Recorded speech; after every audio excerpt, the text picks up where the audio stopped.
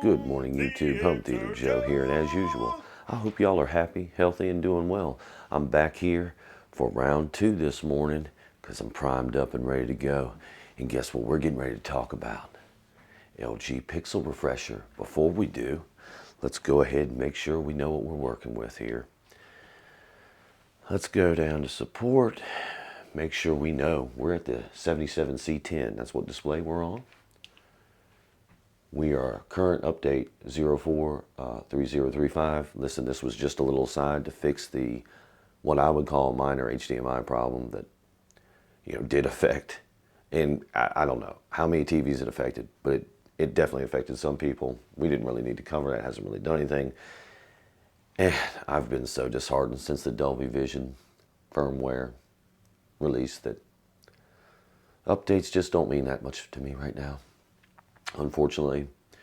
So we'll also give you a quick aside here. Just under 4,500 hours. We're at 4,473. So yeah, now let's go talk about the Pixel Refresher under OLED screensaver. Pixel Refresher. We have two options here.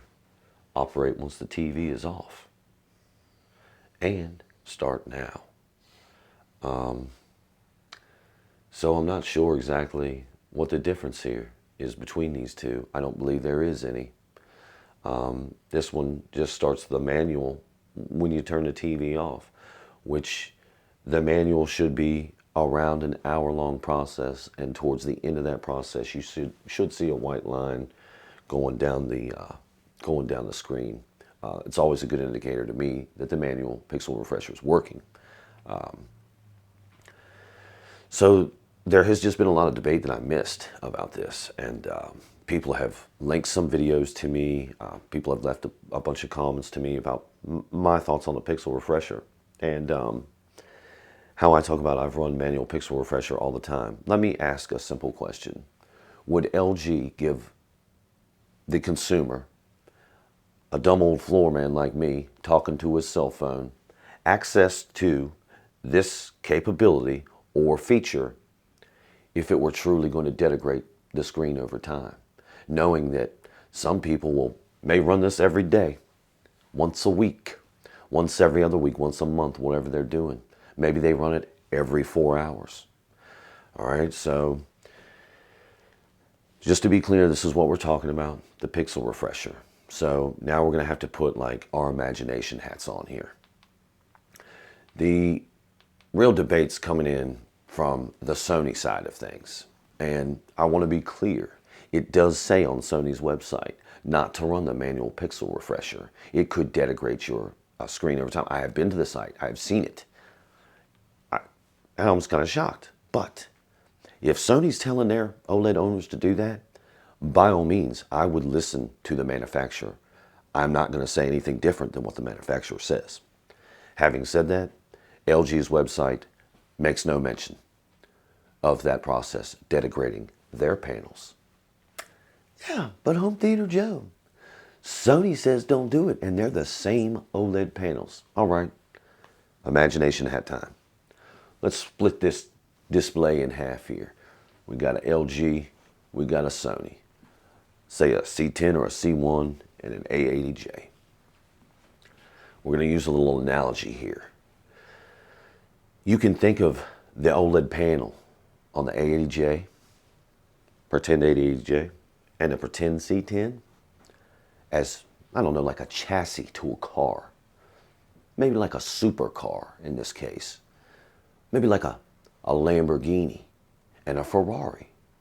Now, I'm well aware that the Lamborghini and Ferrari probably have different chassis, but stay with me here.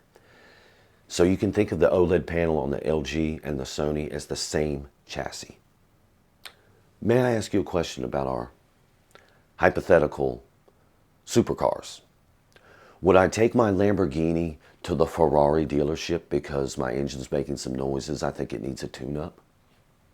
Or would I take my Lamborghini to the Lamborghini dealership?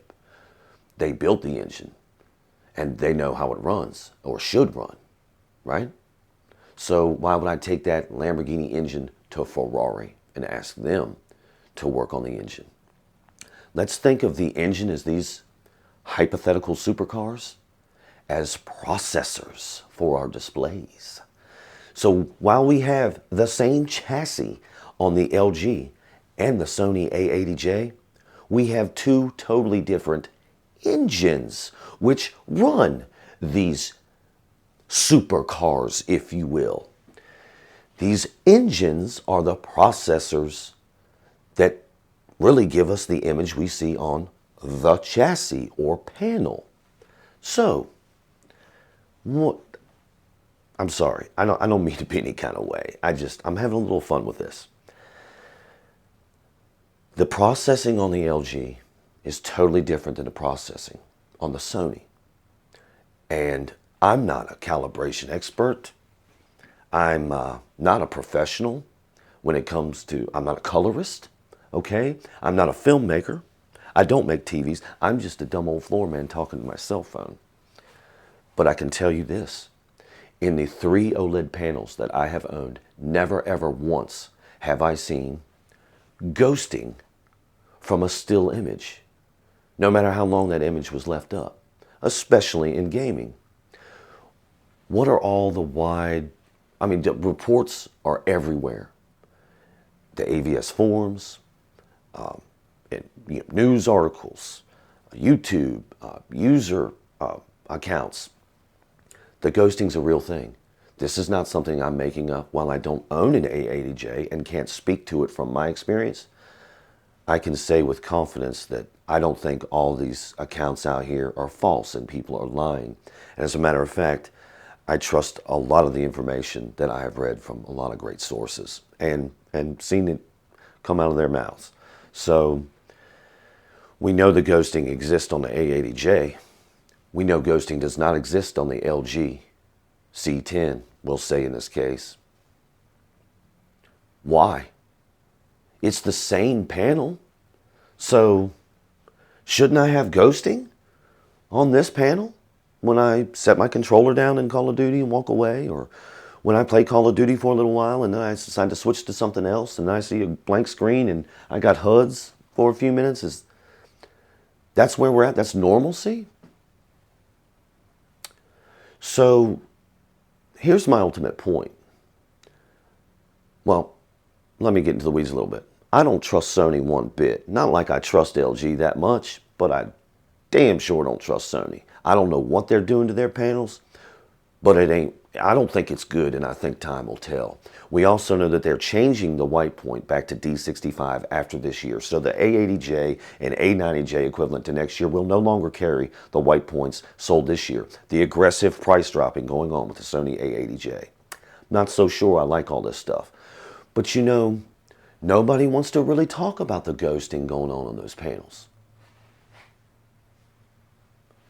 Never have I ever seen ghosting on my LG panels. 3 of them, C8 over 10,000 hours, C10 creeping up on 5,000, and the C1 we're not going to talk about because that doesn't even have 1,000 hours. I've run the manual Pixel Refresher on the C1 maybe twice. This one, easily dozens of times. No picture degradation that I can see. By the way, this display is in an uncalibrated raw state.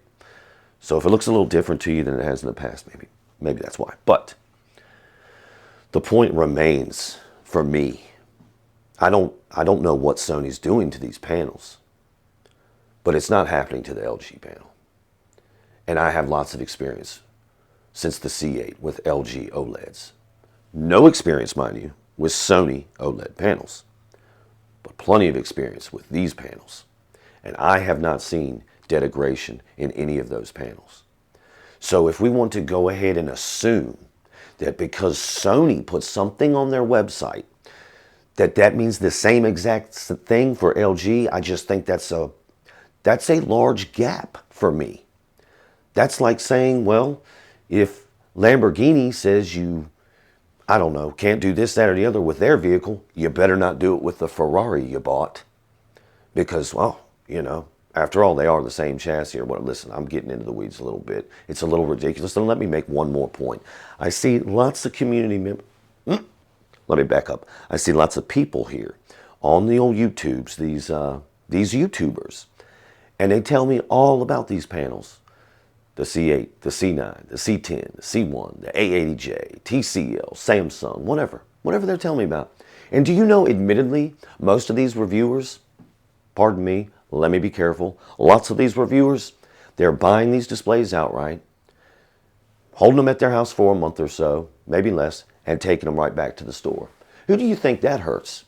Do you think that could hurt the average consumer? Do you think prices of displays might start to go up when people just, I don't know, start buying and returning perfectly good displays for no reason? I don't like that. I also don't like the fact that all of these, or some of these YouTubers out here, as I said, they spend a month with a display, want to tell me about Pixel Refresher, or at maybe even they have the same display for a year until the new model comes out. And then they want to tell me all about the displays that they don't have or they don't spend any time with. So just to be clear, I'm not going to advise anybody on anything anymore because I am not a YouTuber. I'm just a dumb old floor man talking to my cell phone.